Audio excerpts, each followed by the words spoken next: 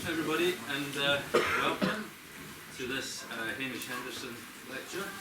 Can't help but feel that Hamish would probably been elsewhere today, knowing what else is happening in the city today. But welcome on behalf of Edinburgh Folk Club, Tracts, the Traditional Music Forum, and the Storytelling Centre, all of whom have had a hand in this somewhere along the line. I was looking at, thumbing through some essays of Hamish Henderson's, as you do, and there's a phrase in one of his ballad essays that's always just like caught my eye, caught my attention, where he says that ballad Scots grazes ballad English along the whole of its length. And I thought that phrase is very interesting because the term graze has two meanings. It can either mean to sort of rub against, or it can mean to feed off. And I thought that that was an interesting thing to explore. So when it came to thinking of who might explore that, there was only really one choice. Very fine musician from the English tradition and a ballad scholar as well. Please welcome Brian Peters.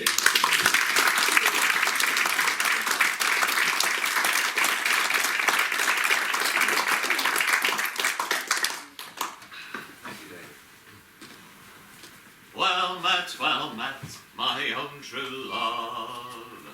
I've been away these 7 years and more.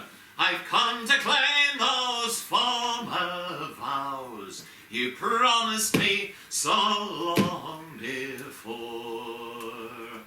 I might have had a king's daughter, fain she would have married me, but I gave up the crown of gold, and 'twas all for the sake, my love, of thee. Well, if you could have had a king's daughter, you've none but yourself to blame, for I am now wed to a ship's carpenter, and with him I have a bonny young son. But if I were to leave my husband dear, and my little babe also, now what would you have to keep me with, if along with you I should go? I have 3 ships all on the sea. One of them has brought me safe to land. I've 24 mariners on board, and you shall have music at your command. And the ship, my love, you shall sail in is glorious to behold. The sails are of the finest silk, and the masts are of the beaten gold. So it's you must leave your husband dear, and sail away with me. I'll take you where the white lilies grow, all on the banks of Italy. So she dressed herself in her satins and silks, so glorious to behold. He cast a glamour o'er her face, and she shone like the brightest gold. But when she set her foot on the ship, no mariners could she behold, but the sails were of the finest silk, and the masts were of the beaten gold. Now they hadn't been a-sailing a mile, but barely one, when she began to weep and moan, and think upon her bonny young son. And they hadn't been a-sailing a mile,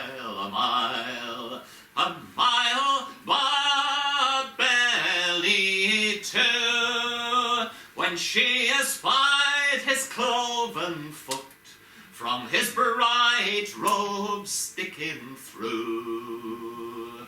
And they hadn't been a-sailing a mile, but barely 3, when dark and eerie grew his look, and raging grew the sea.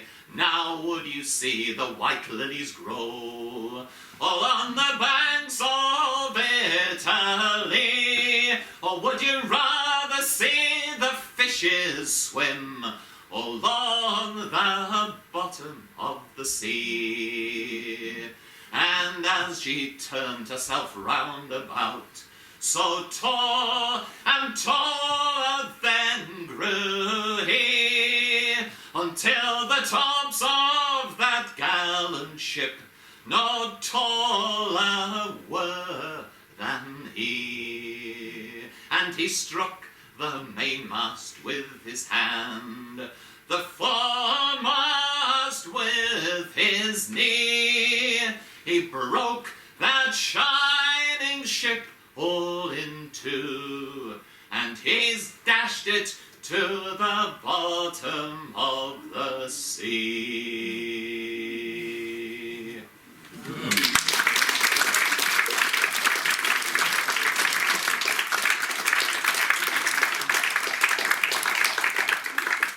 That was a ballad that some call the Demon Lover, some call James Herries, some call it the House Carpenter. So I'm going to start off by posing the question, was that an English or a Scottish ballad?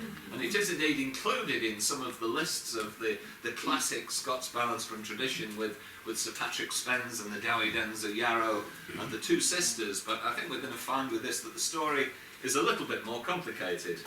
My version of the Demon Lover was collated from various versions in this collection, which I'm sure many of you will be familiar with, the English and Scottish popular ballads that were published in the latter years of the 19th century, and that great collection was brought together. You can see it's a pretty substantial collection if you have that on your bookcase, brought together by this fellow, Francis James Child, the Harvard professor of literature, who basically made it his life's work to assemble what he saw would be the definitive collection of ballads from Scotland and from England. The first thing, there's a couple of things that need to be said about Professor Child, because I did have a presentation on his work that toured some of the English folk festivals, and I began to realise how necessary it was to educate people about Child when the organiser of a very large folk festival in England, to whom I was pitching this idea, said,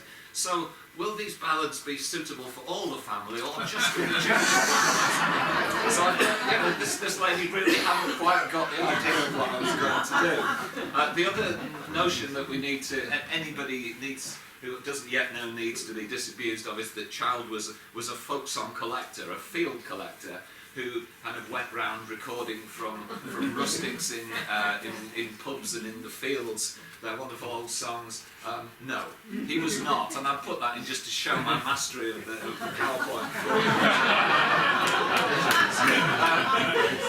Child actually, he visited Scotland, I think, on one occasion. He visited London in the same trip in about 1870, but most of his work was done at second hand through the auspices of people like this. William Macmath, who was trained as a clerk, and that gave him great skills in transcribing, so he was able to copy manuscripts of people like Sir Walter Scott very quickly and very neatly, and then send them to Child over in Harvard. So much of this ballad assemblage was carried out at one remove. So Child's sources, his most prominent sources, were people like these fellows. Scots ballad collectors, some of whom were poets themselves, Sir Walter Scott, William Motherwell, Peter Buchan up in Aberdeenshire, David Hurd, George Ritchie Kinloch, Robert Burns. All of these people had been very active in collecting Scots ballads, many of them from oral tradition in the early part of the 19th century, and through the auspices of people like William Macmath, Child was able to access not just their published works, but more importantly, their manuscripts. So many of us, particularly down in England, feel that that has given Child's English and Scottish popular ballads a rather pronounced Scottish bias that we need to push back against. And pushback begins here, because the earliest version of the Demon Lover ballad is this. And this is a broadside, a black letter broadside in the old-fashioned typeface that was printed in England, I think first in 1657, with a known author whose name was Lawrence Price, who was a professional ballad writer and poet.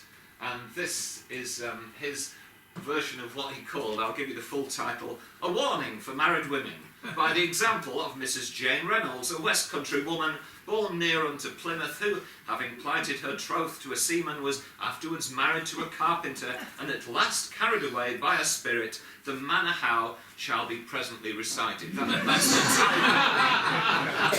And as you can imagine, after that, the ballad itself is somewhat wordy. It runs to 32 stanzas.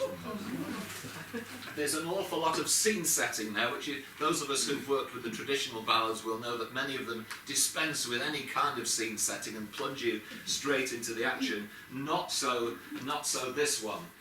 But this one seems to have been, Professor Child himself said it was not necessary to posit any tradition beyond this one. In other words, he thought this was the original. But what then happened to this one is that it was edited, and there's a little portion of it somewhere around about here where the action actually starts, and you will find some stanzas that actually resemble some stanzas in the version that I just sang you. And this was turned into another ballad in the 18th century. This is one of these things they call chapbooks, which were sort of folded books that would contain 4, 5 or 6 different songs. You can see this one has 4 different ones listed on the cover to the left. And I haven't got all the pages, but the relevant pages that begin here with a ballad called The Distressed Ship's Carpenter. And that was those key half a dozen or so stanzas from the big, long Warning for Married Women, to which somebody had added the well met opening verse, and had padded it out with various other things, a bit more moralising. The young woman in this version starts to feel a bit of buyer's remorse about the whole idea of staying away with this fella. And it ends with a rather moralising verse about how wicked mariners are because they're in the habit of deluding away innocent carpenters' wives and so on. All. So those were Child's first 2 versions. This is number 243 in his collection of 305 ballads, and he had many different texts of some of those 305. So A and B were the 2 versions from print in 17th and 18th century England, and then he printed another 6, which were all from the Scots collectors that we saw depicted earlier on. And he makes the point in his headnote to the ballad that every one of these versions adds a little bit more, that is then incorporated into the ballad and moved on down the line, and then somebody adds a bit more into it. So his C version, which is from Peter Buchan in Aberdeenshire, adds the line about the temptation of the banks of sweet Italy, which of course turns horribly sour later on in the ballad. The next version, which was from George Ritchie Kinloch, adds the detail of the mariner's countenance becoming grim and forbidding, and the sea grows gurly, and the waves start to grow as the wind gets up, the storm begins, the whole atmosphere becomes more and more sinister with these added details. And in William Motherwell's manuscripts we find the first occurrence of verses that I didn't include in mine, because you can't include everything, but were popular in some areas. And this is the idea of the 2 sets of hills that are on either side of the boat as it approaches land, and on one side you have these bright shining sunlit hills which the mariner tells her are the hills of heaven, and those are not going to be on our itinerary, I'm afraid to say. And on the other side we have the hills that are black and grim and forbidding, and those are the hills of hell, and they are the final destination. And as I say, this ballad develops into Sir Walter Scott's manuscripts. We find the cloven foot, the cloven foot appears from the robe, what somebody in one of my audiences once described as the oh shit moment of the ballad. So those are added as well, and the Gothic elements become more and more overt as this ballad develops in Scottish tradition. We don't really know too much in the case of many of these ballads about what was going on in England at the same time as people like Sir Walter Scott were assembling ballads here, because nobody was doing that in England at the time. In the case of this ballad, we got lucky because there was a version that was noted down by a poet called John Clare, who lived in Northamptonshire and was the famous peasant poet who came from an impoverished rural background, but nonetheless his poetry was so good that it was accepted in posh literary circles in London. And John Clare was very interested in folk song and music. He played the fiddle, he mixed a lot with local gypsies and took down their fiddle tunes, and he also decided around about 1820 that he was going to make a bit of a collection of folk songs, and his first sources were his parents. So in his papers, a set of verses was found that had no title other than "Taken from my mother's singing," and that was a version of The Demon Lover, from maybe going back to the latter part of the 18th century, when normally we have very little evidence of what was happening in England. And that version was interesting in itself. You might have thought that John Clare's mother had got hold of her version maybe at one or two removes from some of these printed versions that were going around in these little garland copies. But if you look at it, there are all kinds, John Clare in the bottom there, all kinds of weird and wonderful variations. So most of it looks like the version from the Rambler's Garland, but she began with two verses that resemble what Peter Buchan found uniquely in Aberdeenshire, verses that actually belong to a different ballad. Are you my father? Are you my mother? Are you my brother John? How did those get to John Clare's mother? She was from Lincolnshire and no Scottish connections at all. Her father was the official shepherd to the town of Caister in Lincolnshire, which incidentally had a very large and famous sheep market, which is why it needed a town shepherd. It took me a while to track that one down. You also have verses in John Clare that resemble verses out of Motherwell that are not in the broadsides. A verse there, the third one down, John Clare's mother's verse 10, which talks about the spirit who is dressed as in human form, so she mistook him for a man. That isn't in the Rambler's Garland, but it is in the Warning for Married Women, the really old one. And then at the end I've included the one that is in the Rambler's Garland, Cursed be the Mariners. So John Clare's mother from Lincolnshire had this right old mishmash, including verses that you might otherwise have thought were only known in Scotland. I've got a bit more to say about The Demon Lover. We will talk about other ballads as well. That isn't the entirety of the talk, but it did survive into the 20th century in oral tradition. It was kind of clinging on by its fingertips at this point, but it was found in England. The Reverend Sabin Baron Gould, who collected so many folk songs in Devon, found a version that was very much like the 18th century printed one, except that because it was the kind of thing that he did, he stuffed in a couple of verses that he'd made up himself that don't really add to it very much at all. And there was a version collected orally by the brothers Hammond, who were going round field collecting in Dorset in the 1900s. Their best source was a woman called Marina Russell, who was a gypsy but who was settled just north of Weymouth.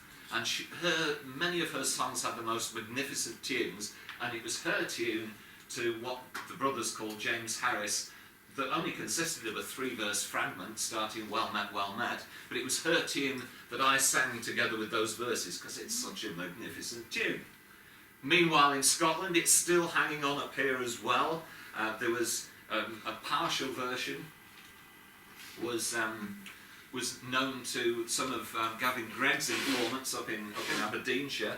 So he took down several verses, and then in the late 1920s along came James Madison Carpenter, touring around Britain in his jalopy, collected many, many wonderful ballads in Scotland, including from the famous singer Belle Duncan, and he actually got sound recordings from Elizabeth Robb and also from Alexander Robb, who was one of Gregg's most important informants. They were recording on a dictaphone machine, and they aren't great. I'm not going to play you them now, but you can access them online through the Carpenter collection in the Vaughan Williams Memorial Library in London, should you so wish.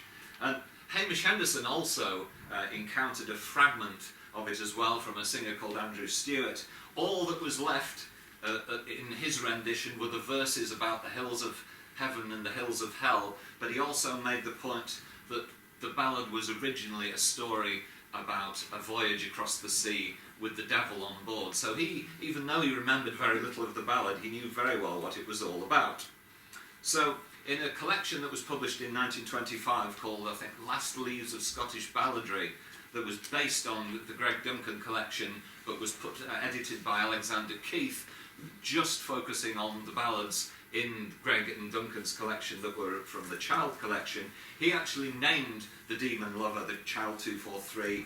There is no better example than this ballad of the essential difference between Scottish and English popular lore. So he was more interested in the difference than the commonality, and he quoted a famous ballad editor of the 19th century, J.W. Ebsworth, who said it was incontestable fact that whatever is common property in the way of legend or tradition, the higher spirituality, heroism and pathos are found in the Scottish ballads. So there was somebody who thought that the Scottish ballads were superior. Whereas you get a slightly different view from my hero Cecil Sharp, the famous collector in England, who said, I suggest that the Scottish ballad is given a chance.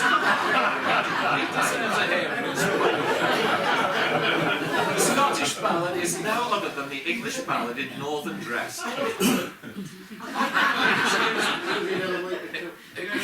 It crossed the border together with the English language. It took root there and is now mistaken for an indigenous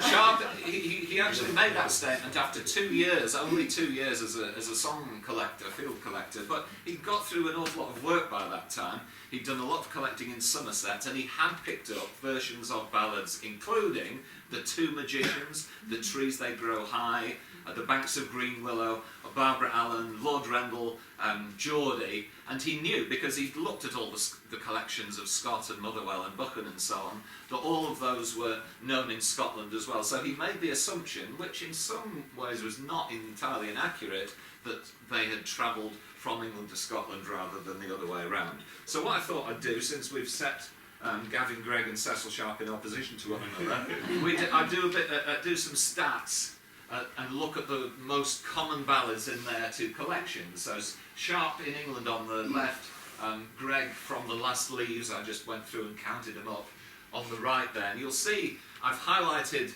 the ones that were common to both collections in yellow, and the huge differences between them. As you go down into the ballads that were only collected maybe once, twice, 3 times, there is more common ground, but you'll see it's a very different kind of repertoire, partly because Gavin Gregg was collecting in Aberdeenshire, and some of those ballads had a particularly strong local tradition. So there were ballads like Mill of Tifty's Annie, Andrew Lammy, which was particularly popular regionally because it was based on real events. There's a wonderful paper in the Folk Music Journal about 12 years ago where somebody managed to track down the actual Andrew Lammy, very, very convincing evidence for it.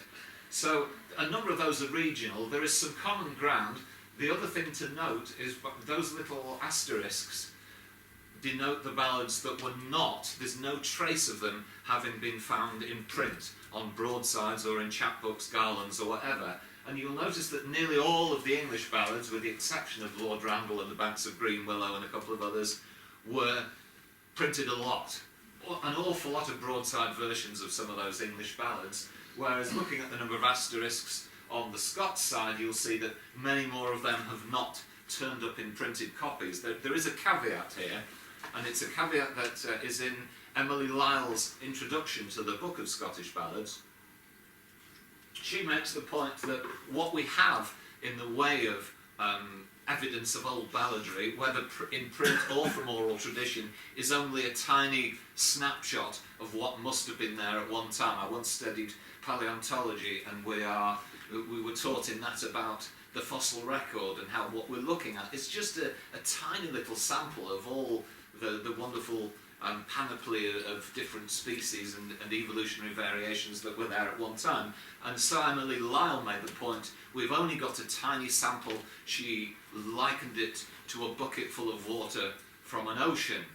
And talking specifically about printed copies of ballads. She says that she'd spent a large part of her career seeking a print version of the ballad of Tam Lin without success, and then suddenly, I think fairly late in her career, a colleague presented her with one in one of those Garlands, chapbooks, that he'd found in a second-hand bookshop. So it was there all along, but very little evidence had survived. So the fact that these songs have not so far been found as broadside versions doesn't necessarily mean that they weren't there at all. Absence of evidence is not evidence of absence. So look at the differences between those two between those two lists, but I want really to look at the commonalities, and the one that is near the top of the pops in both lists is the ballad of Lord Bateman. This is the story of an English lord who was doing a lot of voyages, possibly related to the Crusades, was captured, imprisoned in Turkey by the local sultan, and the sultan's daughter takes a bit of a shine to Lord Bateman, springs in from jail. He sails back to England, forgetting about this beautiful Turkish woman that was absolutely hot for it, and is all ready to marry an English woman instead, until Sophia sails over from Turkey and kind of knocks on the door and says, "Hang on a minute, Lord Bateman, what about me?" And he marries her, and everybody lives happily ever after, except for the English bride who was there ready in her wedding dress, had to go home rather disappointed.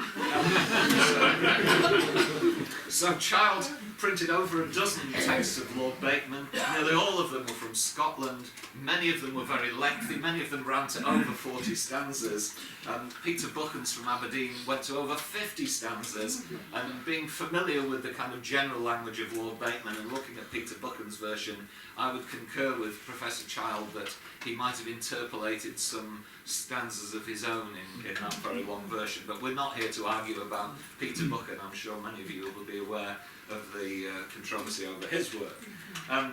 The Scots versions, you can always tell a Scots version because Lord Bateman is treated more gruesomely in those. The Turkish captor, well of course, has 2 holes bored in his shoulders in order that the shafts of a cart can be pushed between them, and he then has to sort of trudge around pulling this cart. It's really not very nice.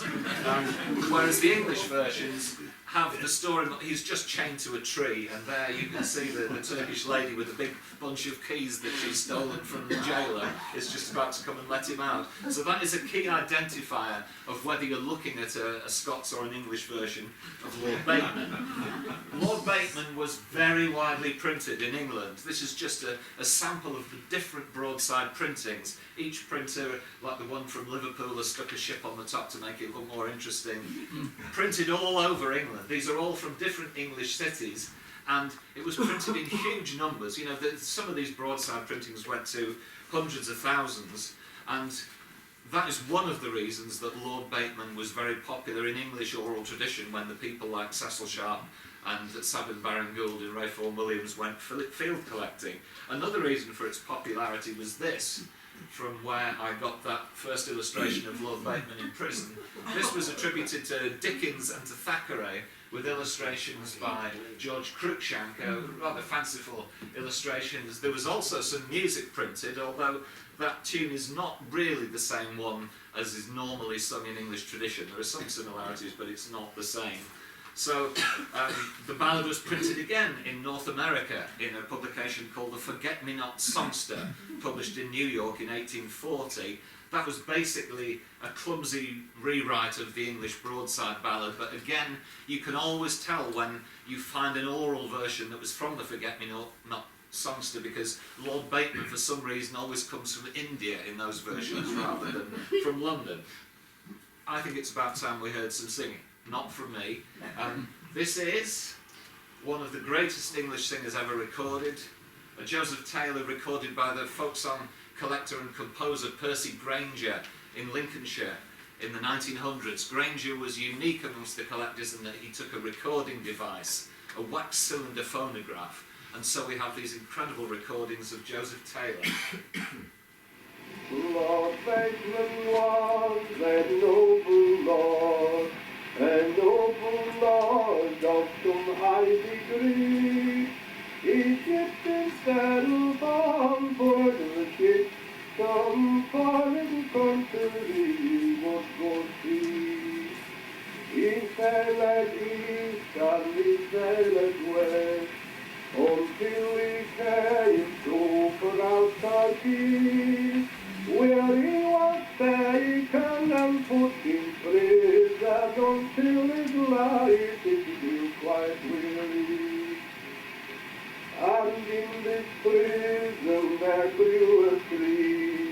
It grew so large and it grew so strong, where he was keened out the middle until his life it was almost gone. So what Joseph Taylor sang so beautifully, I mean that is great singing, really accurate in terms of pitching, wonderful ornamentation. English singers, people tend to make the assumption that they didn't sing with decoration, but Joseph Taylor was certainly an exception to that. He sang a text that was very close to all those broadsides that we saw earlier on.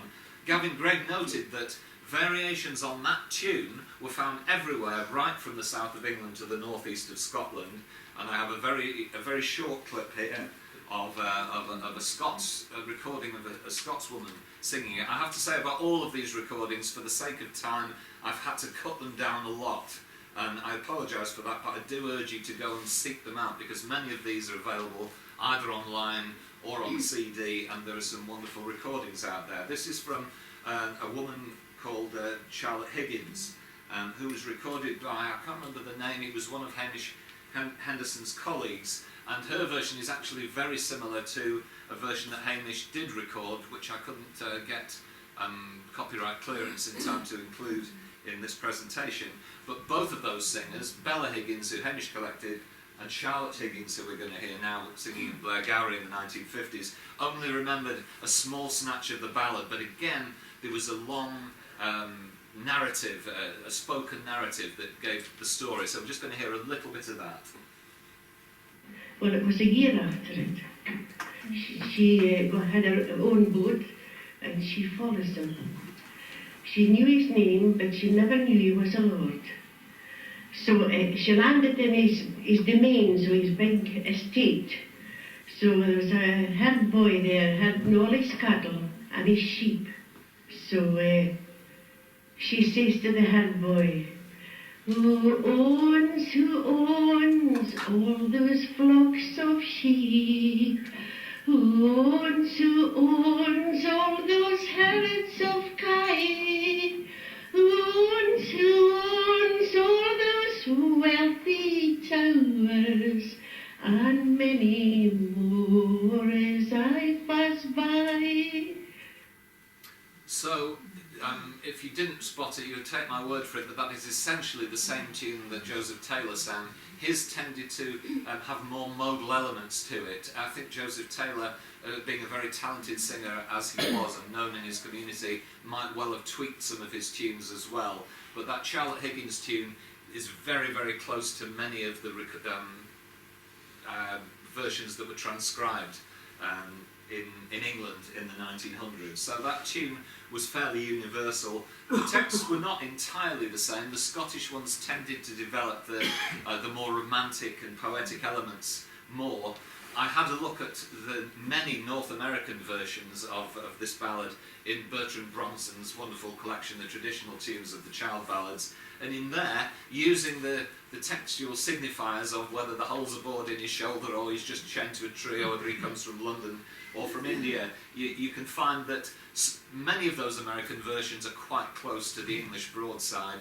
Some are close to the Scottish oral versions, some are close to the Forget-Me-Not songster text, and some of them are a bit of a mixture of everything. One of the Scots singers who had this ballad in the repertoire was a singer that Child tended to refer to as Mrs. Brown. And Mrs. Brown was by far the Child's favourite source. He thought her ballads were the best of the lot. She was actually born Anna Gordon, and her married name was Brown, so sometimes we call her Anna Gordon Brown. She was, as I say, Child's favourite source for ballads, and she had a good repertoire, including many that were unique to her.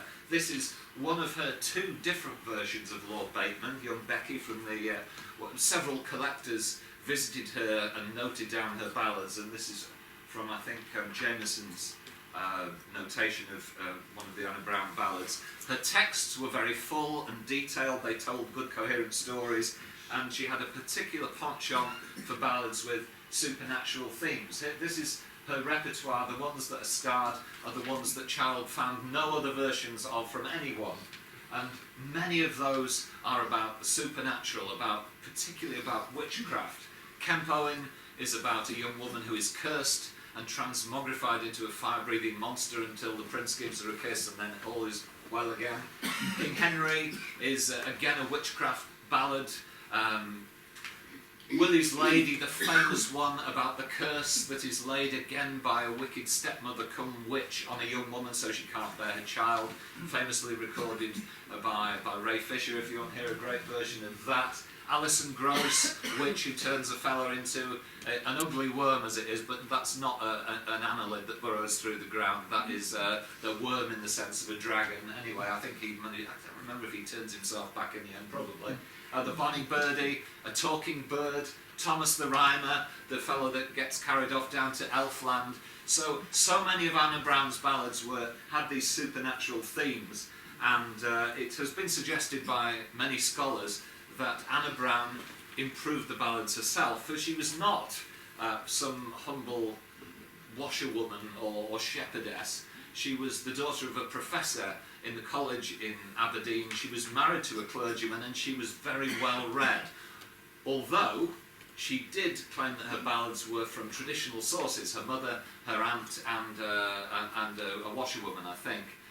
But it's widely supposed that she improved her ballads to the extent that a scholar called David Buchan in the 1960s developed what he called the oral formulaic theory, which was based on epic ballad singing in the Balkans, where people would perform ballads for hours on end, but they would basically make it all up as they went along, in the way that some of us did when we were telling our kids bedtime stories. The idea being that Anna Gordon Brown, would have an outline of the plot in her head, and she would have this whole set of formulaic ballad stanzas available to pick from, like he mounted on his milk-white steed, or she was carrying a little penknife, and that she would assemble the ballad afresh at each performance. Every time a collector went to visit her, it would be different. Along with a lot of other modern scholars, I'm not entirely convinced by the oral formulaic theory, and certainly if you look at her two versions of Lord Bateman, young Beecham and young Becky, they are very, very different from one another. One of them is very close to the way the ballad generally looked in Scotland, but another one is really quite different, but that looks more like quite a conscious, deliberate recomposition rather than somebody making it up as they went along from standard verses. So, yeah, some of you may be adherents of that theory. I'm not here to fight that particular battle. In fact, I think we should move on rapidly to another ballad. Lord Thomas and Fair Eleanor. This is about another fella who's blessed with two women who would wish to have his hand, and it's the classic ballad choice. One of them is really beautiful, but she doesn't have 2 pennies to rub together, and the other one is a lot less attractive, but she has houses and land. So Lord Bateman goes to his mother, and of course she gives him entirely the wrong advice, and the whole thing ends up in a ghastly bloodbath. So I want to give you again an English version of Lord Bateman. This is from a great singer, best known as part of the Copper family. Bob Copper, there's the old Copper family in the 1950s up on the left. I got to know Bob Copper, so there's a rather self-indulgent thumbnail of me together. But he was a very, very accomplished solo singer as well. So here's a little bit of Bob's Lord Bateman. Lord Thomas, he Thomas. was old forester, and the keeper of our Lord's deer. Fair Eleanor being a young woman, Lord Thomas, he loved her so dear. Lord Thomas, he loved her so dear. Come riddle me, mother, Lord Thomas, he said, come riddle me all at one, whether I shall have fair Eleanor, or bring the brown girl home, or bring the brown girl home. There's lots more, and it's lovely, but we haven't done. That was collected in versions very similar to that, particularly in the south of England in the early 20th century, and already you're thinking, I bet there was a broadside of that one. You ain't wrong. This is quite interesting because it was printed as a broadside in the 17th century, and it carried on being printed right into the middle, at least, of the 19th century, but unlike the warning for married women, which somebody decided to edit down, the text of Lord Thomas and Fair Ellender remained pretty much the same all the way through at least 2 centuries and probably more. Again, I remember me telling you about those forget-me-not songsters that were published in America. This one appeared in a forget-me-not songster too, almost the identical text, a rather attractive depiction of the bloodbath that follows at Lord Thomas's attempts to wedding. So, Child, when he was describing child number 73, and I haven't got that written on the paper, I remember that one, he called it Lord Thomas and Fair Annet. And some of Child's names were a bit dodgy, to be honest. He called it Lord Thomas and Fair Annet purely on the basis of the A version, 73A, that he printed, and that was from here, the relics of ancient English poetry that was assembled by an English clergyman called Thomas Percy in the 18th century. Percy was a clergyman and an amateur translator, antiquarian, poet and ballad collector. He wasn't the most reliable ballad editor.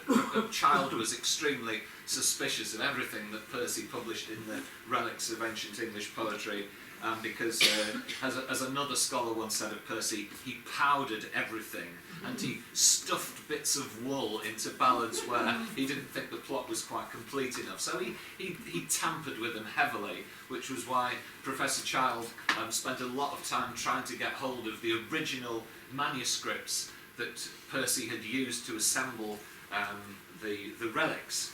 So Lord Thomas and Fair Annet is out of the relics. It was a really significant book because it was really that book that set off the great craze in collecting ballads, and it certainly influenced the likes of Sir Walter Scott and William Motherwell too. It was said, I read it somewhere, that Lord Byron was doing the grand tour, and he was somewhere over in Eastern Europe or Turkey or wherever, and he realised he'd forgotten to pack his copy of Percy's relics, so he sent word back to England that he needed it, he couldn't be without it, so it was kind of arrived to him by a lengthy mule-back journey or whatever, because he had to have the relics, it was so important. So Child got Lord Thomas and Fair Annet from there, but for Scots collectors the ballads are much more commonly known as Sweet William and Fair Annie. I don't have a recording to play for you, although such things do exist. Again, the Scottish texts are very long. They run often to in excess of 40 verses, and there are a lot of variations in the texts that tell me that people, maybe like Anna Brown, were recomposing the ballad as it passed through oral tradition. The broadsides don't seem to have been particularly important, at least in Child's time, in transmitting the ballad. And we can compare, if that's partly what we're here for, is comparing English and Scots versions of ballads. Take a tiny little episode from the Ballad of Lord Thomas, which is where Fair Ellender, despite the fact that she's been snubbed as the bride, she decides to go to the wedding anyway, and like you would, she decides to really do herself up, so Thomas is going to think, oh God, I've made the wrong choice here.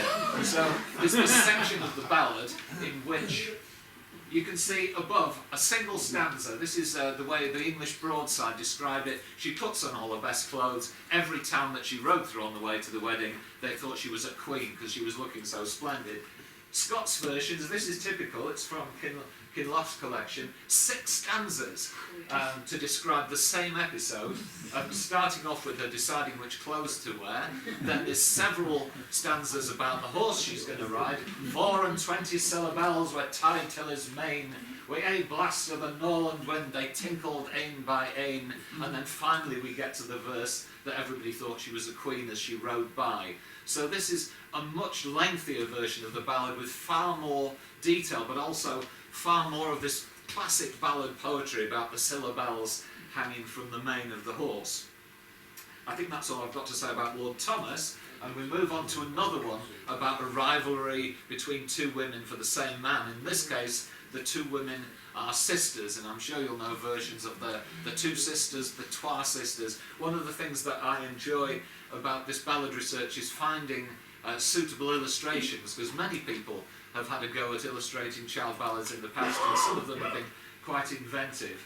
This is, I found this on the net somewhere. You will know that in many versions of the 2 sisters, you know the story, don't you? One sister, because of the rivalry for the same man, she shoves the other girl in the river, and she drowns, and she's dragged out, and in many versions the corpse is salvaged by a passing musician who uses the body parts to make either a fiddle or a harp that is then taken to the king's court, and it plays some piece of music or sings some kind of song that proves the guilt of the murderess. So that's one rather interesting Gothic illustration of the 2 sisters. Here's one that's even more extreme.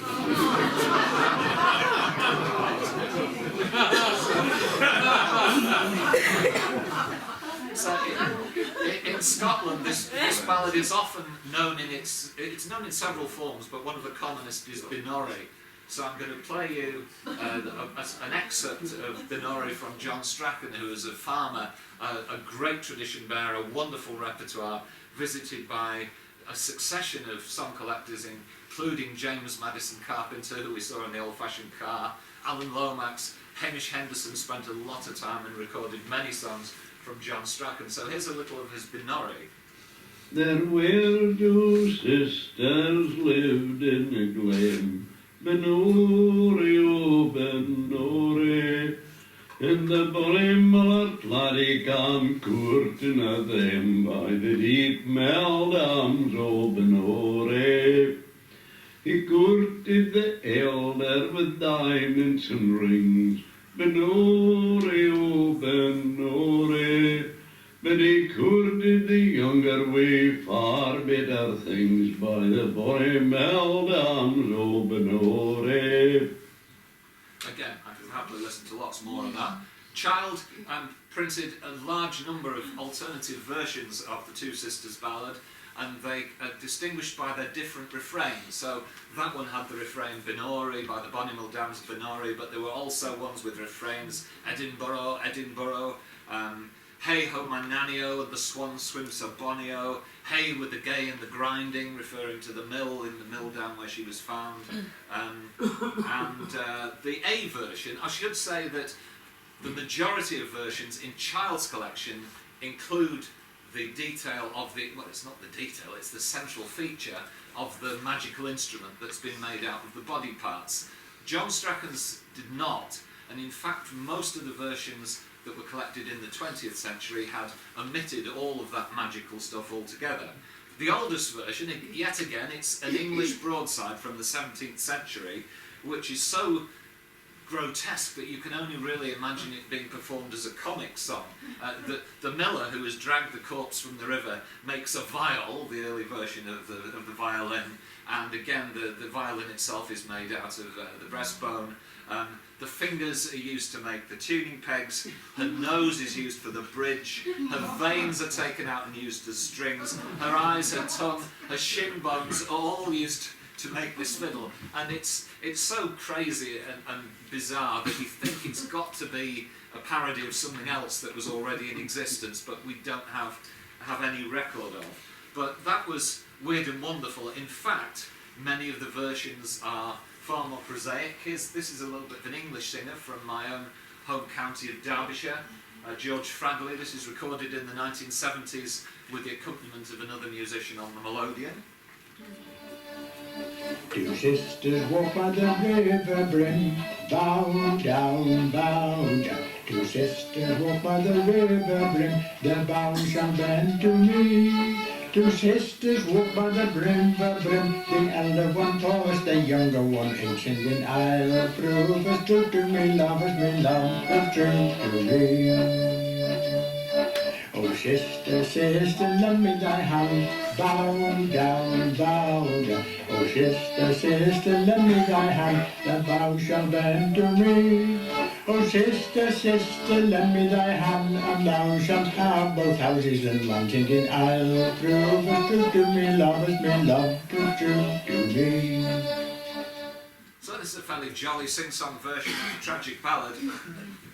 Like all of the other versions of the bow-down form of the ballad, of which there are very many, not a single one of those has got any magical harp or fiddle or anything in it. But that is the predominant form in the USA. Again, I went through Bronson's traditional tunes of the child ballads. There are dozens of versions of the Two Sisters in there. There's only one of them that looks remotely like Binori.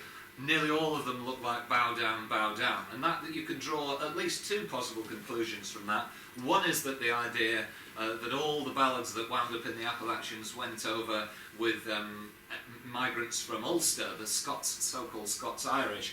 Either that is mistaken, or possibly that migration occurred in the years of the 18th century, and maybe nobody had actually composed the Binori version of the ballad by the time that migration took place. There are other explanations are available. I think there's truth in both of those.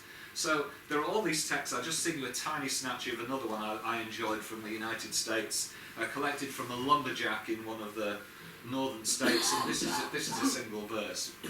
There was a man lived in the west, bow down, bow down. He loved his youngest daughter best, bow down to me. One day he gave her a beaver hat, her older sister didn't like that. Prove true, prove true, my love proved true to me. Yodel-lee-del-lee.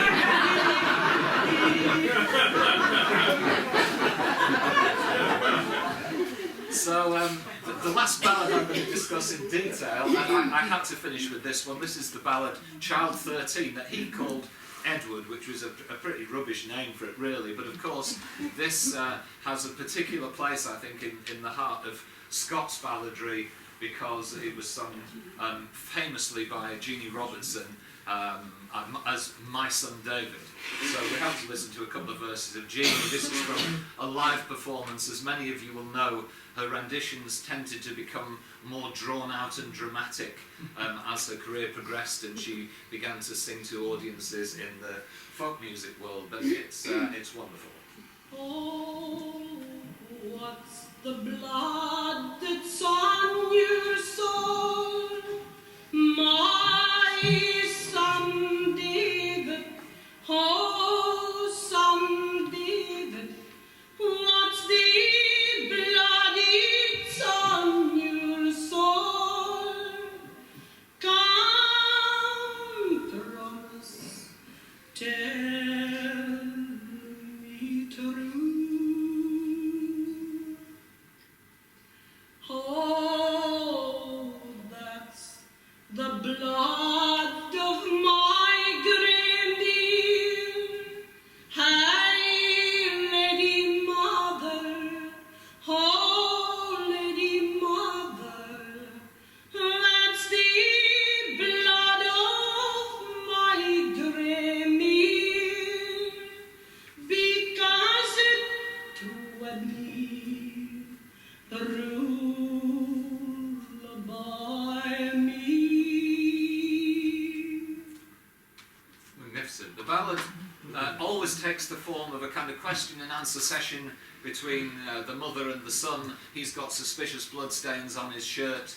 She's asking him where they came from. He tries to fob her off with the explanation that it was some disobedient household pet that he'd had to punish, including in one version from America, it was the blood of my guinea pig. It was a bit of an accident of the sort, you know. He has to admit that it was actually his brother's blood, And then there are generally a few verses in which he makes provision for his surviving family because he's going to have to go a very long way away. And then we have this wonderful thing about the concept of never in terms of when he will return. It's a concept that I've been reminded is called an Edinaton or a dinaton. I was once performing actually in Edinburgh Folk Club, trying to rack my brains for this technical word for the concept of never, and the only thing I could come up with on the spur of the moment was auroch, which is a kind of extinct prehistoric elk, which just didn't do the job at all. It's an Edinaton. This ballad was known, as many ballads, particularly the Two Sisters ballad, was known across Scandinavia, but Child only actually found 2 texts for it, one of which was from oral tradition from William Motherwell, another one was from Thomas Percy's Relics, which, despite being called the Relics of English Poetry, actually included a number he'd been sent from Scotland.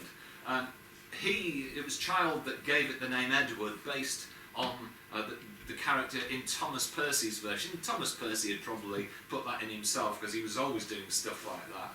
And Anne Gilchrist, who was from a Scottish family but resident in Lancashire, who became the guru to the early English folk song revival, and really criticised Child's chosen name for it because he said that Edward was a name abhorrent to Scottish ears. And the last thing that you would want to call your infant son. Now, Gina Robertson's version was very interesting because she had a story, as many of the traveller singers did, to describe the way she saw the ballad, and like a lot of the singers, she believed it was based on true events. And for her, the ballad was about a rivalry between 2 brothers. David. David was the oldest brother, and he was the master because he was the elder. John, the younger, was headstrong, and he wanted his way. David wouldn't have it, and so the 2 of them fought. So that was all that was involved in terms of motivation. In the 20th century, several significant versions turned up, many of which we have in sound recordings. I'm going to play you some 3 very short clips from the Brazel family, who were gypsies. Many of them were based in Gloucestershire in England. Peter Shepherd, who's sitting on the 3rd row here, was heavily involved in collecting songs from the Brazels. But the first version we're going to hear is a snatch from Selfinus Brazel, who was known as Weenie, and he was born in Ireland but spent a lot of his life on the berry fields in Blairgowrie, where he was recorded by Hamish Henderson. Where did you get the blood all on your clothes? Son, you tell it on to me, for that is the blood of my young brother dear, that lies under yonder tree. Again, necessarily short clip, but there's more on a CD of the Brazel family's songs on the Musical Traditions label. His daughter was also in the berry fields with him, and we'll have a little snatch of Angela Brazel singing essentially the same ballad but to a completely different tune. What will you do with your lovely wife? Son, come tell it on to me. I will dress her up in a jolly sailor suit, and she'll sail on board with me. Oh son, when will you return? Son, come tell it on to me. When the moon and the sun will both shine as one, and that's what you never will see. That's it all. So that's the Edinaton. That's the concept of never. Many of the versions have this idea that the moon and the sun shall both set together or rise together. And a little bit now of a recording that Peter made from a Mr. Webb, who was the nephew of Weenie Brazel. And his version is different. Why did you kill your little brother for? Oh, come, dear boy, and tell it unto me. I killed him because he killed the little birds that flew from tree to tree, that flew from tree to tree. So the motive there is the killing of some little birds. I made a bit of a chart. These are some of the different versions of the Who Put the Blood ballad. And a lot of the English ones, there's this mysterious business about, well, he killed some little birds, so I had to go and knife him. The American ones, one of the older Scots ones and some of the Irish ones have this idea that he cut a branch or a rod of hazel, or in America a bush, and certainly ballad scholars have gone to town on that and say that that is symbolism for a disguised incest motive. In other words, that one brother killed the other because they were both trying to have it away with their sister. You have to remember that this ballad is very closely related textually to Child 51, which is Lizzie Wan, which is very explicitly an incest ballad. So I think that has led to some of those academic ideas. So those are the motives. These are the different ways of expressing the concept of never.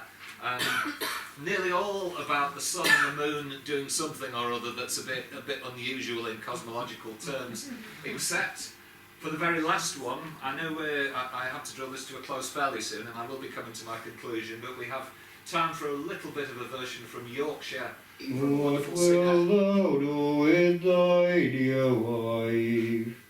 My son, come tell it unto me.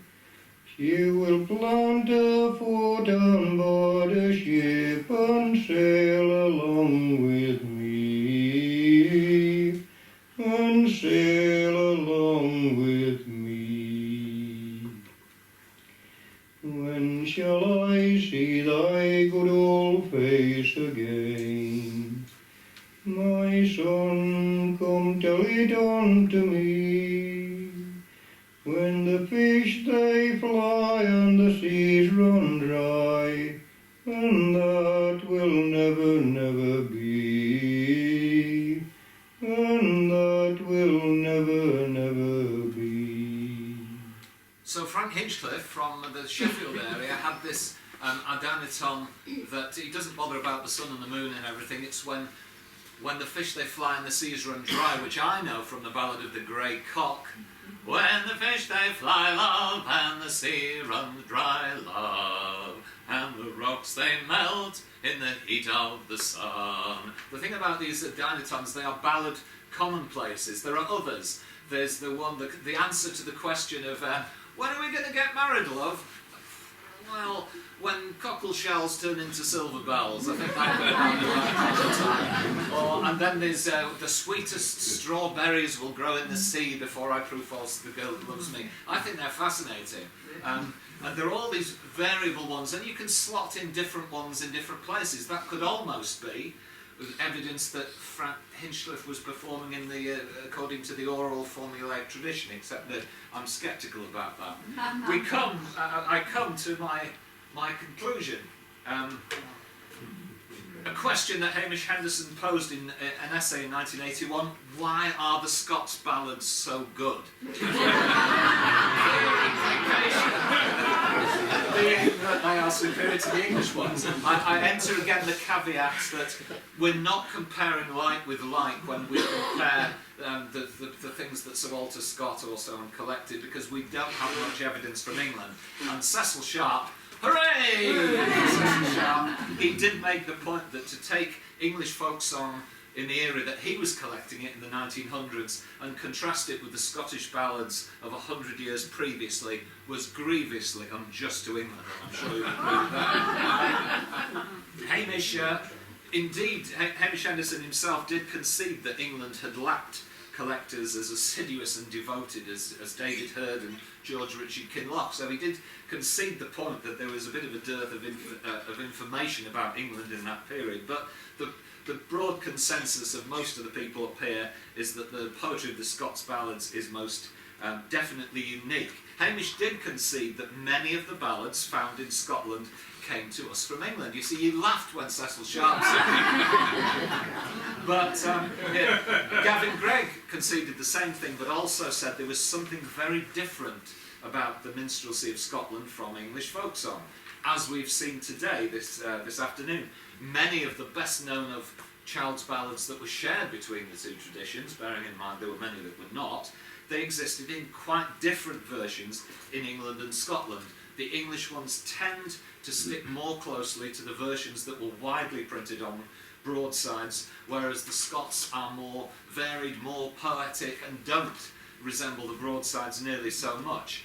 Hamish Henderson recognised that there'd been this huge influx of English broadsides into Scotland, although there were broadsides being printed in Edinburgh and Glasgow and Dundee. Miller Tifty's Annie was printed many, many times in Scotland, but there were these English ballads coming into Scotland, things like Lord Bateman. The English broadsides really influenced the way in which Lord Bateman was being sung in the 20th century, but Hamish believed, and I'm glad David mentioned this before, that the influence of the English broadsides was countered by this alternative ballad language, ballad Scots, which he believed was the idiom in which the poets of the 18th and 19th century composed their ballads. David's already told you about how it grazes ballad English, but Hamish also said the ballad Scots was a flexible, formulaic language that was distinct and much subtler than the rather wooden ballad English. And it was also very distinct from the Scots dialects, the way people would speak to each other in Aberdeenshire or whatever. And Hamish did concede also that, talking about the arrival of influences from England, that the King James Bible, and what he called the mighty power and authority of the King James Bible, was a key factor in the development of ballad Scots. Going back to Anna Gordon Brown, Hamish believed that she was not actually a one-off. She was, in a way, typical of a particular type of what he called a creative literate folk singer, and he believed that that kind of person was characteristic of Scotland. Alan Lomax, when he came to Scotland to collect ballads, remarked about the bookishness of the Scots oral ballad tradition. So Hamish concluded that it was this kind of collaboration between the folk and the literary worlds that had been a constant feature of Scots ballad tradition maybe for 300 years, and it was the cross-fertilisation between the folk vernacular and literature that made the Scots ballads so good. He did agree with Cecil Sharp, actually, that these great songs were not the work of one person. They developed by the accumulation of many influences and many hands. So Hamish believed, I think, that there was almost like an army of Anna Brown characters scattered around Scotland, and that was how we got the richness of the Scottish ballad tradition. Gavin Gregg said, "Scotland may not have created her minstrelsy, but she has made it 3 parts her own by putting into it the best of her heart and life." And he quoted the biblical parable of the talents. The English tradition was the son who buried his coin and just came back with 1 coin at the end of it all, whereas the Scots had invested their single coin and of course made a fortune out of it.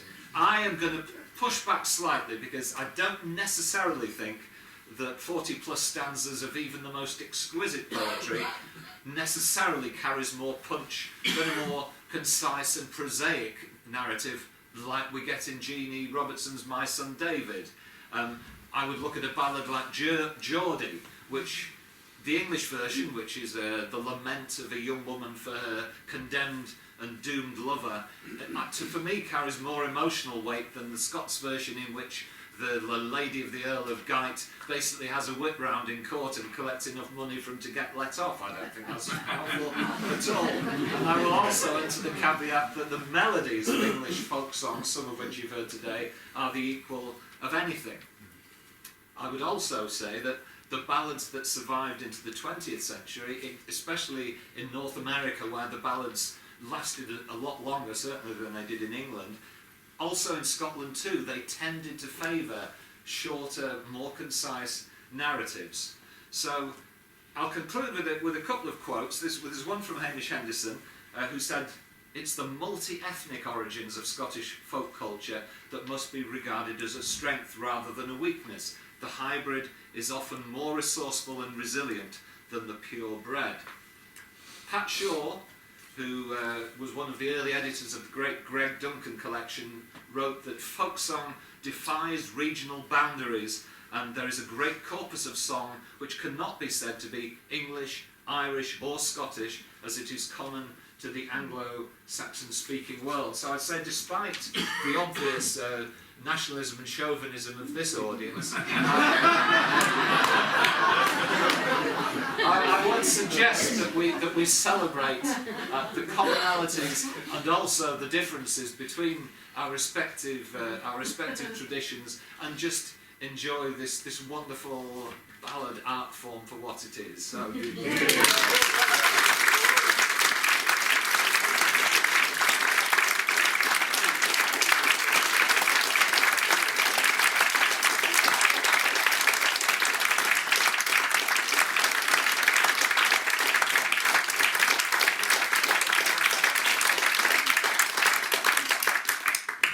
Thank you, Brian, for a most enlightening and entertaining lecture, and it really was superb. Thank you very much. And we've got some music before we finish, but we've also got time for a couple of comments or questions if anybody would like to pitch in. And let's see, Margaret, then you. Your valor in defence of Cecil Sharp, I admired immensely. I think of his English folk songs of the Southern Appalachians with a very clear title. There's no mention of the other bit of the British Isles. But then, many years later, when Herschel Gower looked at that collection, he said, hang on, the greatest percentage of these are Scottish ballads. What do you say to that? I don't agree. I think there was definitely... the first count, I think Sharp's title was unfortunate in many ways. I think he was pursuing a brand in a way. He wanted to sell his book. He'd already published a number of books in which he'd used English folk songs, English sea shanties, and also he thought it would sell in America, because at the time in America there was this fascination with the Anglo-Saxon tradition, particularly of the Appalachian Mountains. It was only later that people began to have a perhaps equally blinkered view that everything there was Celtic, and I don't believe either of those is true. No. So if we look at certain ballads, if you look at, say, Geordie, which I just mentioned, the Appalachian versions of Geordie tend to follow the English narrative rather than the Scots one. The same with the Two Sisters, whereas there are also ballads there, like Earl Brand, like the Two Brothers, which were never known in England at all. So, you know, I'm quite happy to allow that those migrated from Scotland. But if you look at the history of the migration, particularly to Appalachia, there was a large component from Ulster, the Ulster Scots. There was also a large component directly from Scotland. There was a large component directly from England, and some from Wales as well. So I think all of those were converging. I actually looked at some of the most prolific of the Appalachian singers, and many of them claimed their ancestry from England. But you know, sometimes people have myths about their own ancestry as well. So I think the whole thing, and rather as I concluded the whole talk, in America it's a story of a mixture, not an exclusive tradition. I wondered why Herschel Gower was reacting. It doesn't sound very Scots. I don't know much about Herschel Gower, but as I say, Tennessee. yeah, I think part of it was actually there was a reaction to what Cecil Sharp had said. Yeah. There was, anyway. Yeah. So go on. I'm a Scot, but my folk song education was mainly in England under Hugh McCall at the Singers Club in the 60s, 70s and 80s. I was interested that you only very peripherally mentioned Burns as a collector, who was, I think, rather important in terms of Scottish music. And maybe that role and the role of Burns in the world has made the Scottish ballads, the Scottish songs, more prominent in a way than the English tradition, which I'm aware of and spent a lot of time in. And the way that Burns connected to the classical tradition as well. You know, the great musicians, composers of Europe used Burns songs and set them to music and so on. Do you think that's an important dimension? Yeah, I think, okay, maybe I glossed Burns somewhat. I did have him a photograph in my original Child Ballads presentation, but I was put at that gallery because I was talking about the Demon Lover ballad, of which Burns did not contribute anything to Child. Of course, his work was hugely influential in the establishment of a specifically Scots tradition of balladry, the way it was perceived out of that. Again, I have to say that Burns, when he wrote My Love Is Like a Red, Red Rose, is actually taking lines that were printed on a broadside in England 100 or 200 years before. So again, even there you have the interaction, but I certainly wasn't trying to denigrate his contribution. Maybe time for one more? John Barrow? Has anybody ever looked at the development of the country from, about the 1600s through 1700s as it ceased to be quite so agrarian to becoming more industrialised, as people began to have more mobility and looking for jobs and work and so on and so forth, because that would have affected how the cultural side of life would have spread into different parts rather than be localised where it had originated. Yes, and I just wondered if that would explain some of the distribution of the ballads and the language use and so on and so forth. Yes, I think so. I mean, again, my expertise is more with England, but I think there was a lot more mobility than people recognised. It was kind of part of the picture that these things were preserved in very isolated communities that didn't mix with one another. We know from the spread of the broadsides, for a start, that wasn't the case. We also know, if I look as I do at collections of instrumental music from my part of England in the early 19th century, they're full of tunes from Scotland. So again, there was this great interaction. I think what you're suggesting there is something really interesting in the way these ballads moved around, because even all these really quite diverse versions from Scotland, although they are distinct from one another, they also have a lot of common ground between them as well. So there had to be some kind of communication between communities in Aberdeenshire or communities in the borders and so on. Okay, we're going to move on to some music now, but let's hear it again once more.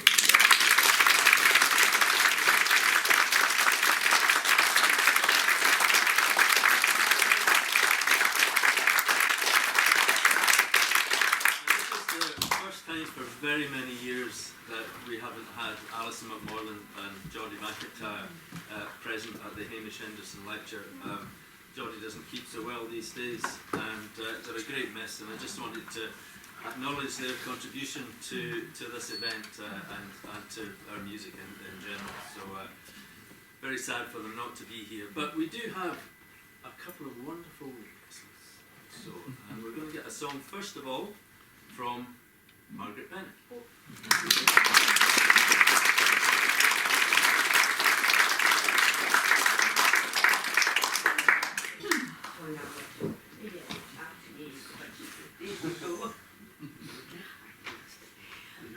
Thank you very much. Well, if you enjoyed that as much as I did, you'll be going home very happy. Thank you. It's very difficult to choose a song. I kept thinking of Geordie's Seven Men of Knoydart, and although I know the words of it, I know I can't quite do that, so I thought I might sing a song from that part of the country. But before I do, in your honour, Brian, I'd like to recite a poem by one of the Liverpudlian poets, and it was for Hamish, when he first has spent a whole evening with Hamish in Sandy Bales. And this is the poem, as he came out. Hamish with a heartish.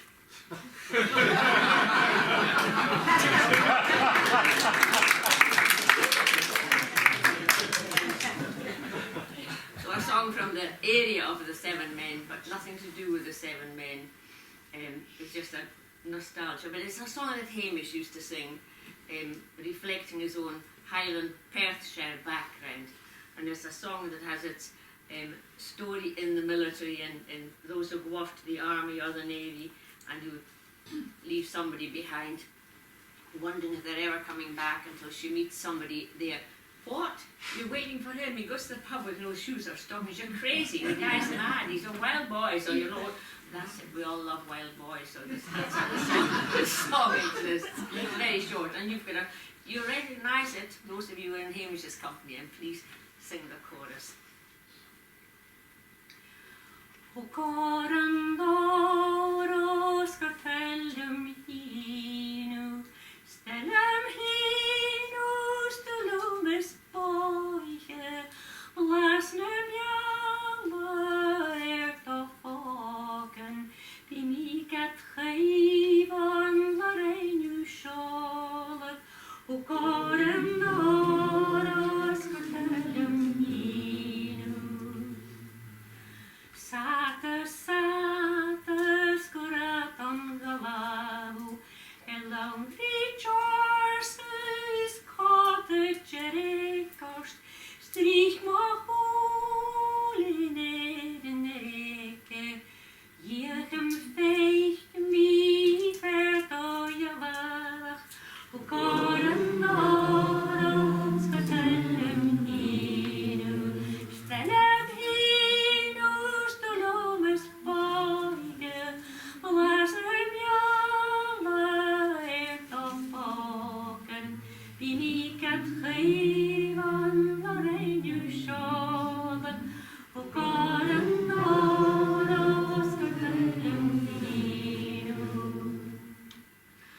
Honig mischu und brot der Katel, Stuchin huken gebruich mal leppe, ach nur wuschku am Savatim, urbonen Taunsile van Geretling, o goren noros, cartellum hinu, stellum hinu, stellumis boige, lasnum jama erto foken, bimicat gevan lareinu scholen, o goren noros, cartellum hinu. Horchat rumsa korokkorach, en bigt ut trich ans ne tenoste, stuken spakken just no vraken, kemmer götin och lojta faset, och garen noros, cartellum hinu, stellum hinu, stolumis boige, lasnum jama erto foken, binicat gevan lareinu scholen, o goren noros, cartellum hinu.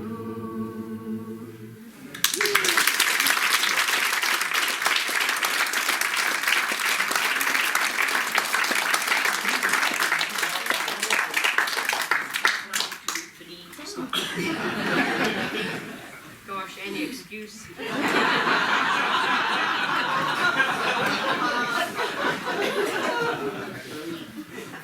Scott Gardiner, Steve Byrne.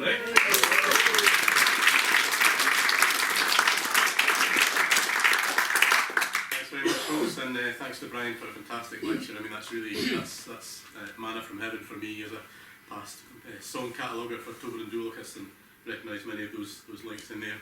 I'm going to sing a song which is one of Hamish's translations, really, or inspired by something from another culture, and reflects his knowledge, really, of sort of medieval balladry from other parts of the world. And it's from Jean Richepin's play Chanson de Marie des Anges, which has this ballad in it called the Ballad of the Speaking Heart, that supposedly comes from Slavic traditions. So join in the wee bits if you know. A perlad Jensen a lad say tram, high the harder jelly floor, high the time. A perlad Jensen a lad say tram, he lewd a lassie that lewd na ham.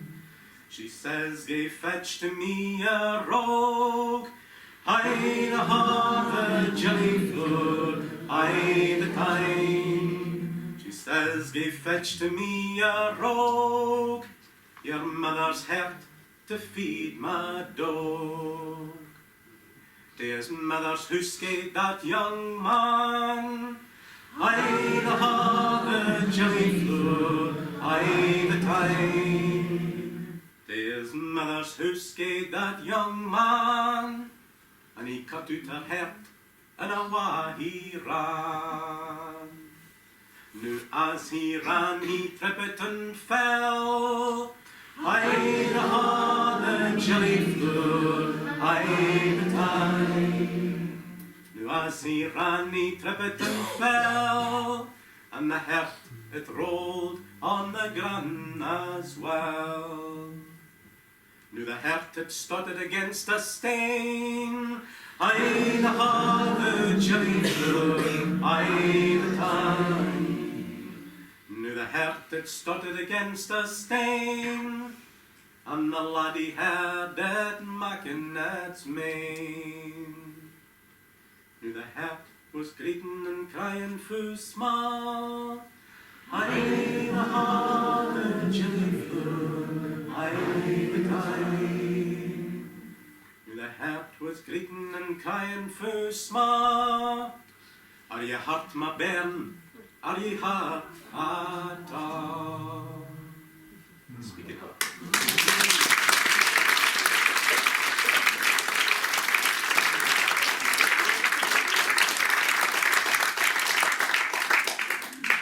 Aye, Bob, I'll go one night. John playing March. If you're up for singing along the whole thing, I think that would be great. It's, of course, the 100 years since his early passing, John McLean. And, yeah. And 75 years since this song was composed. That's right. In 1948. Yeah.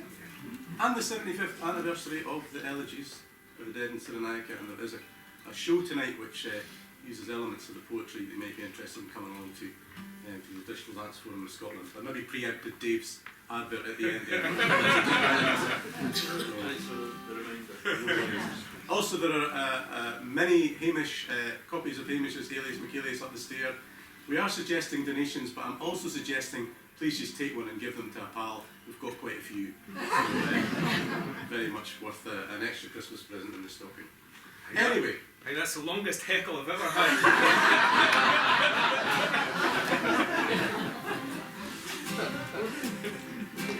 Hey, Mac, did you see him as he come in the garden? Come on, and off by the day. Yon man is coming, and the hail to its turning. For a sherry win, but it was good day. And the Chinas and powers on our merchant the Clyde. Come on, you and hear him, he'll be out from the way. Come on, John and Jimmy, leave your cards and your muckle yardies. Great John McLean's coming home to the Clyde. Under Giles Street in London roads, they're in the mail in action. The boys pay the pretty law, are here to a man. Hey, Neil, was your boredoms? You get Neil and Shifter, get your pipes lit and march at the old clan. And hello, Pat Malone, sure and you be here too. The red and the green, my boys, all wear side by side. Glasgow is the day, the cobbles belongs to him. The great John McLean's coming home to the Clyde. And it's forward to Glasgow Green, we'll mention in order. While Grimsey's banner wheel, our boy is England. Aye, there, man, that's Johnny there. And there the bonny factor wins his feet. I'm a big snapped his mane, so tucked in Finney speaking for the line when he said here. And Glasgow City and the whole world beside. I'm on the Scotland's bonny, here's the and Johnny, great John McLean has come home to the Clyde. I feel when it's over, I'll walk in the spring park. Painting John will shin he fed. It's hard work the speaking. I can share your wee diamond in it. I'll spawn the flare my and ye John the bed. And the hale city's climbing. It Kingsley's resting. The Tammy is Glasgow free. The fame and the pride. The red shall be warm again. Scotland will rise again. Great John MacLean has come into the fight.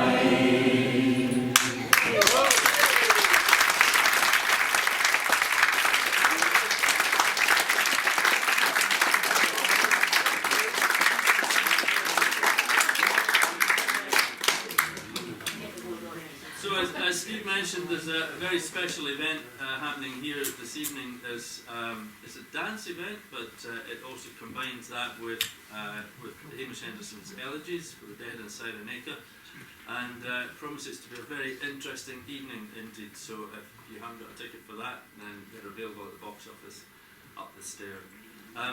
We've got a wee bit of time left, and so we have to finish. There's only one way that you can finish the Hamish Henderson Lecture, and that's with the Freedom Tumult. So everybody can join in that. Okay. Lead us on, Margaret, get something? Rock the wind in the clear day's dawn, blossom blue, steel star gallery out of the way. But there's fair nor a rock wind blowing through the great glen o' the wild day. It's a thought that the Gardiner autumns are in robes that can gallows fresh and gay.